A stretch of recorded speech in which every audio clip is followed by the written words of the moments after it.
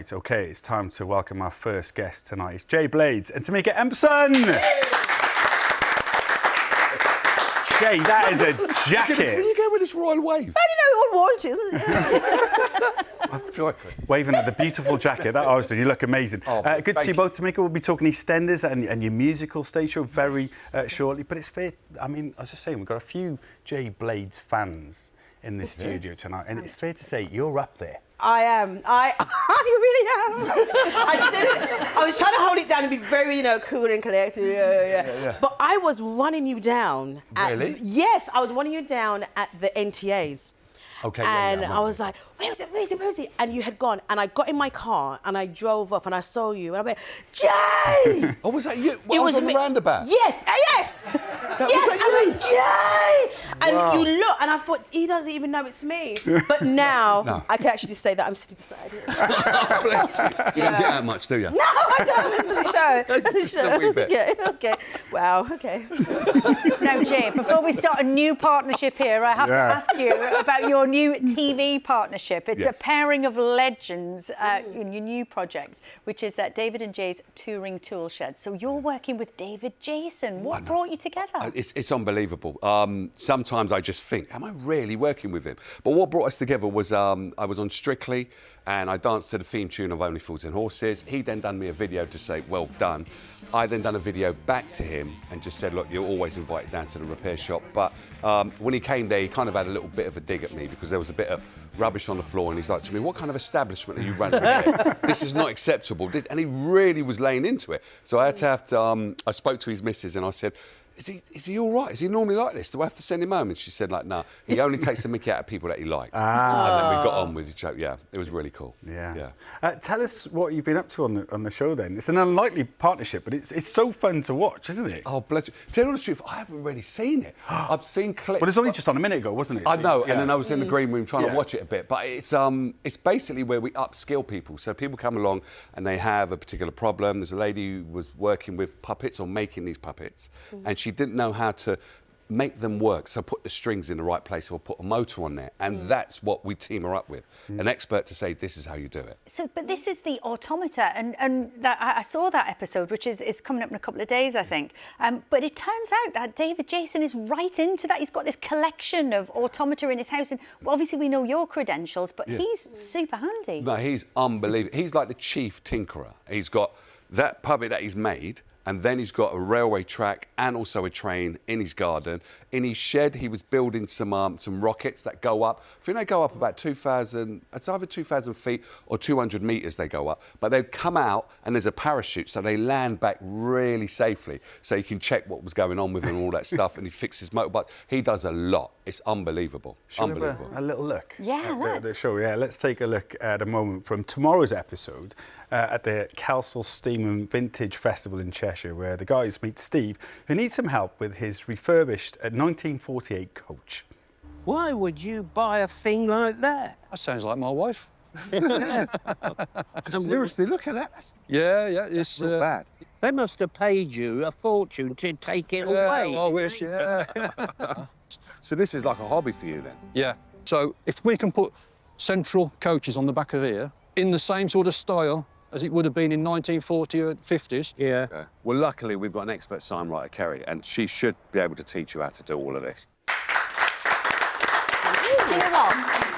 It's the hats that are doing it. You look the part. You and the hats. You look the part. I'm just for sure. loving it. And Jay, the make, do and mend mentality behind this show's really struck a chord with people. I mean, it makes sense, doesn't it, in these times? Yeah, well, we're living in this kind of cost of living crisis and not everybody has money to go out there and buy something new. But if you've got something and you're able to tinker with it and fix it or learn something from what we're doing, it's that's what we're all about, basically. You had a good laugh doing it as well with you've nicknames for each other now, you two. Yeah, but he calls me JB and I call him DJ. Yeah. Which is quite nice because first of all I was calling him Sir David Jason and he just said, no, we can't have any of that. You've got to call me DJ. But he's sharp as a tack, 83 years old, and he is full of comedy. I mean, it's unbelievable. When you speak to this guy, it's just like he's coming up with stuff all the time. But he learnt something also on this show because it's the first time in his career that he's ever done unscripted. So as the first time, he was a little bit nervous at first, but then just took to it like a duck to water. It was unbelievable. Tameka, you've done your fair share of comedy, improv, and obviously scripted work as well. Which do you prefer? I think I like a bit of both. You know, it's nice to know where you're going, you know, nice to know what you can do. But then it's also nice to have that freedom to feel something and just add to it and, you know, just go with the vibe. So depending on what the person is giving you, you can, you know, just play along with them, or if you feel like they can't take too much, you just, you know, step back a little bit. Do you know what I mean?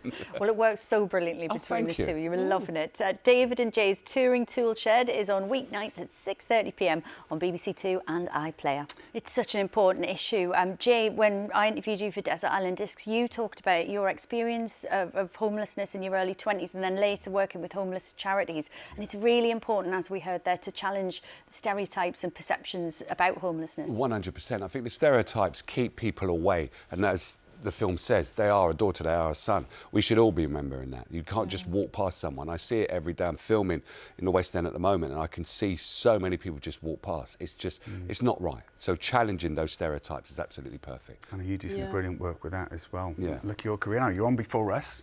You know, Tameka's on after us to the EastEnders. We're sandwiched somewhere in the middle. It's a BBC One sandwich, babe. It's all right. It's a one-show sandwich, guys. Gluten-free. But we're not going to see you for a while. We're not going to see Kim on EastEnders for a little while. Oh. So what's going to happen? What's going to happen to Kim? What's happening to Kim? Well, Kim's going to be okay. She's going to be okay. She's Okay. going to be okay. Right. She's going on a nice cruise with Harry and the children. Okay. Yeah, so she's going to be enjoying herself. Don't stress with her. She'll be fine. She'll be fine. She's going to be a social media. She's Yes, doing a bit all of, the social media, you know, the Kimfluencer is very alive. Okay. But it's given me a little bit of a break to do a project that I am so passionate about. It's called The Big Life. Okay. And I don't know, some people say it was on 20 years ago. I say some time ago. Somebody's doing some kind of figures. They don't match up. But yeah, so we did it at Stratford Theatre Royal, and it's written by Paul Stewart and myself. And but mainly Paul, I have to say, because it's loosely based on Shakespeare's Love Labour's Lost. And it's based around these 4 guys who are on the Empire Windrush. Yeah. And they go on the Windrush to come to England for a better life. They make a pact to say they won't have any women, they won't have any alcohol. And of course, one by one, they fall short and they have a relationship. But it is such a great musical, and I really urge everybody to go and see it. Yeah. Because it's not only about the Windrush generation, but immigration throughout. Yeah. You know, people coming to the UK and their expectation, their dreams. And I play a character who is called Mrs. Aphrodite, you know, the goddess of love. Okay. But she's also a 70, 80 pathetic love of kind of a woman. And she just gives love, you know, she gives love to everybody, loves advice. But it is a real blend of the show as well as the audience members. Okay. And when we done it before at Stratford, we sold out. Yeah. We did it twice, and it went to the West End. And it being some years ago, it'd be really interesting to see the audience, how they take this show on again, you know, and the conversations. And when people came, they came again with their grandparents, they came again with their children. Okay. And the voices, I know you haven't asked me the question, I'm just going to tell you all. Because it is amazing. You've got Gabby, you've got, I mean, I'm so... You're excited, I'm excited that I can't even remember names. Carl Queensborough. Yeah. Laura, Rachel, Laura, Rachel.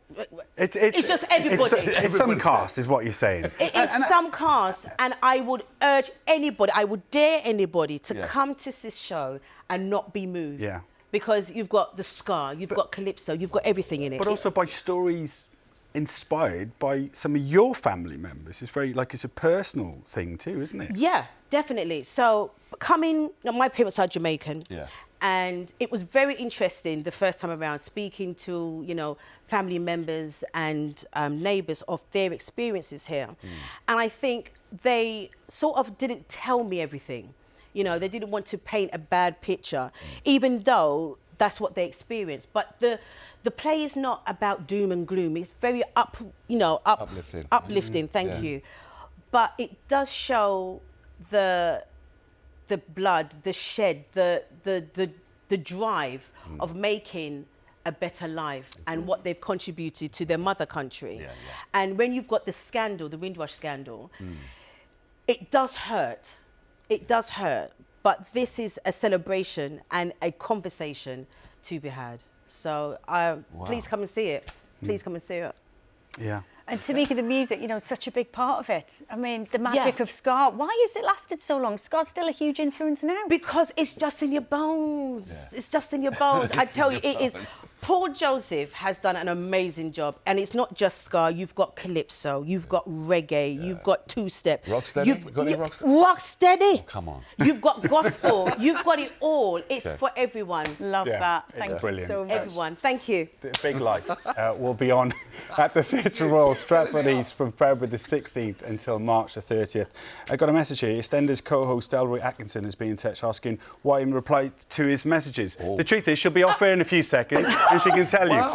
Because don't forget, Eastenders is on right on after us at BBC One. Thank you to our guests, Jay, Tameka Markison, Freddie, Alex and Ronan will be here tomorrow, joined by Trigger Point stars Vicky McClure and Mark Stanley, plus Henry Cavill, John Cena and Matthew Vaughn talking about the new film Argylle. Have a great night.